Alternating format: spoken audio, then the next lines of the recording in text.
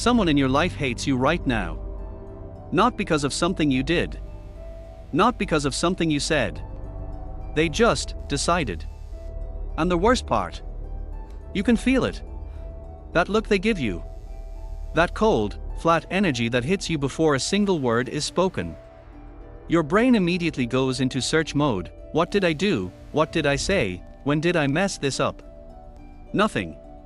You find nothing. Because you didn't do anything. And that's exactly what makes it so hard to shake. Here's what psychology actually says about this, and most people never hear it. When someone hates you for no reason, it almost never has anything to do with you. It has everything to do with what you represent to them. What you remind them of. What your existence exposes about theirs. There are 6 specific psychological reasons this happens. And once you understand them, you'll never waste another minute trying to fix something that was never broken. Let's get into it. Before we get into the 6 reasons, I need you to shift something in your mind. Most people who get hated on for no reason spend their energy in the wrong place. They try to figure out what they did. They over-explain themselves. They get smaller. They start editing who they are just to make someone comfortable who was never going to be comfortable around them anyway. That's not a people problem.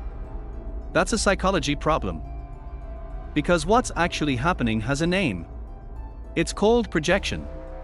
And it means the hate you're receiving was never really about you, it was already inside them, fully loaded, just waiting for a target. You walked in. You became the target. Not because of anything you did. Because of everything they are. So stop searching for their mistake. There isn't one.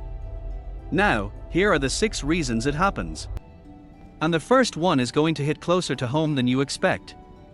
Picture this. There's someone in your office, or your friend group, who needs the room to revolve around them. They tell a joke, they scan the room for reactions. They share a win, they watch who claps. They say something stupid, they wait for someone to pretend it was smart. And you just don't play along. Not because you're trying to be difficult. You're just not performing for anyone. You laugh when something's actually funny. You compliment when you actually mean it. You exist without constantly inflating the people around you. For most people, that's called being real. For someone who runs on ego validation, that's a threat. Your authenticity exposes their performance. Your neutrality reads as rejection. And suddenly, without a single confrontation, without a single word exchanged, you're the enemy. Psychologists call this narcissistic injury. You didn't attack them.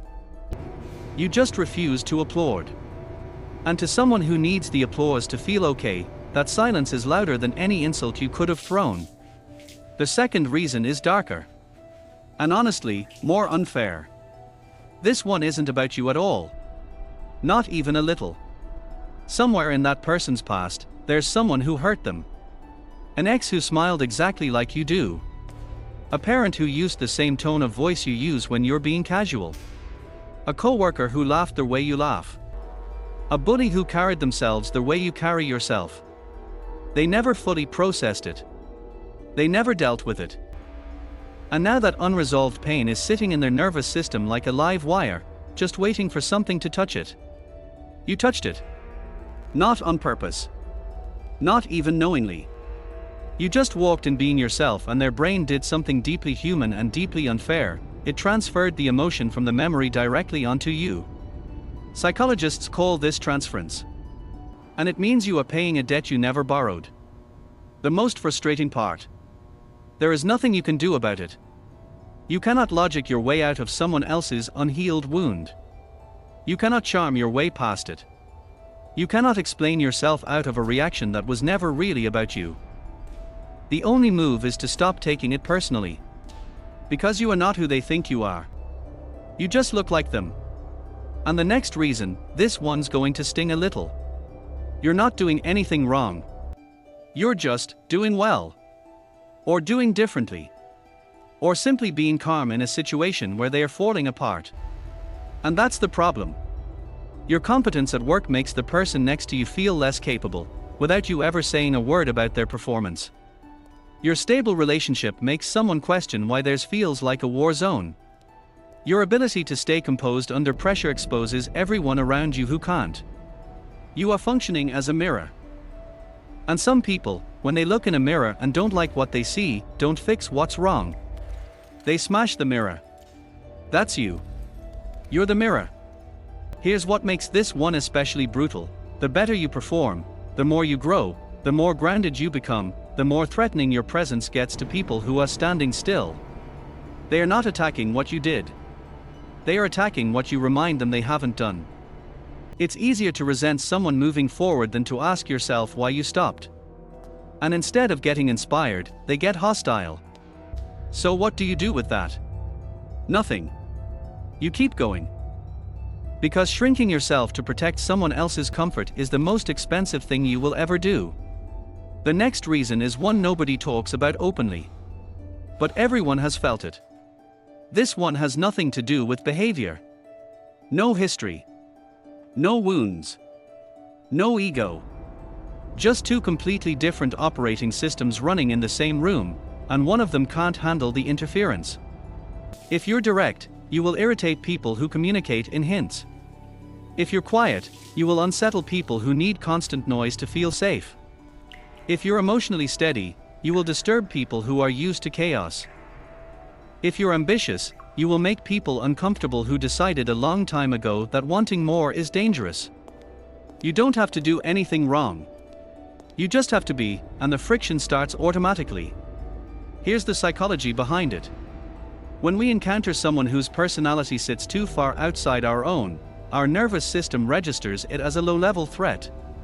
Not danger exactly. More like static. An irritation with no clear source. And instead of recognizing it for what it is, a simple difference, most people externalize it. They decide the problem is you. They frame the discomfort as dislike.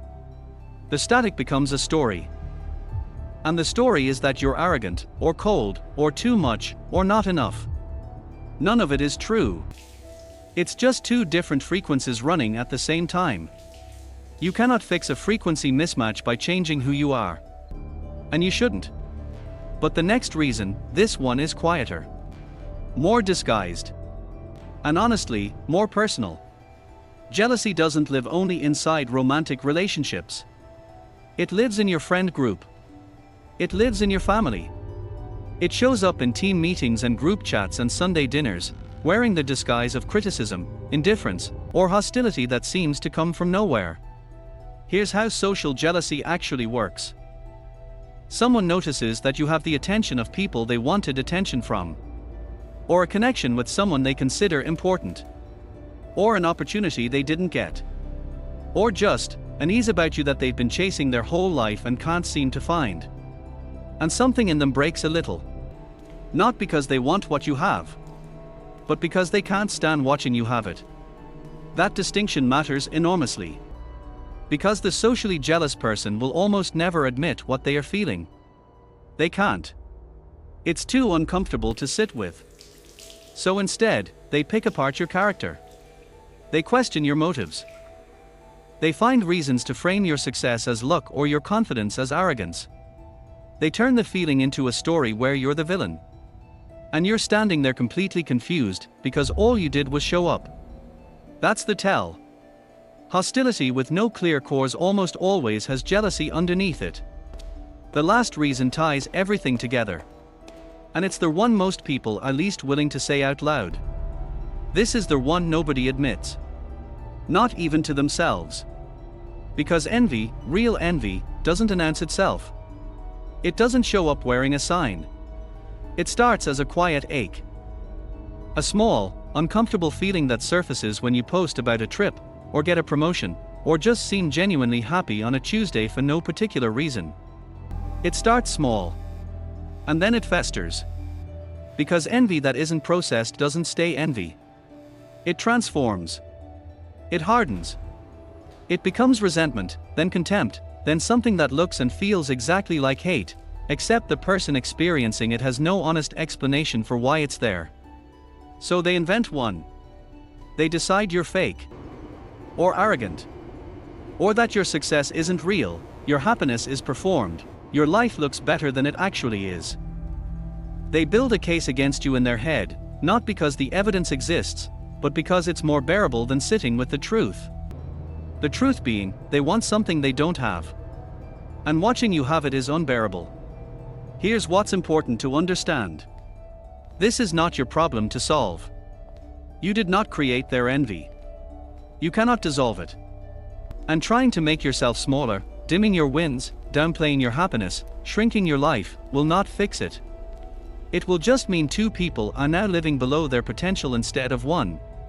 Keep going. Fully. Loudly. Without apology. The hate is confirmation, not criticism. So here's where we land. 6 reasons. 0 of them require you to have done anything wrong.